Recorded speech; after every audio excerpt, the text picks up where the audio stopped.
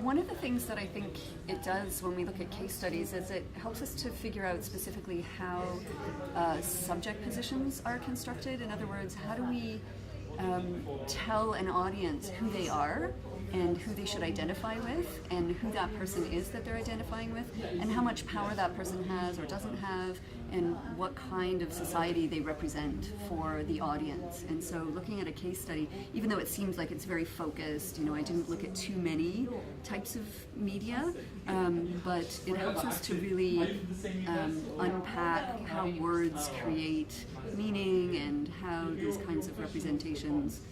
frame some people outside and some people inside, and who has power in our democracies. As that kind of subject position, someone who's empowered, someone who's politicized, who's radical, who's making connections with his profiling as an activist, with the racial profiling or profiling of different marginalized groups in society, that's a message that is very hard to get into mainstream media, right? The mainstream wants an innocent person for everyone to identify just like everyone else in society, whereas he was a very specific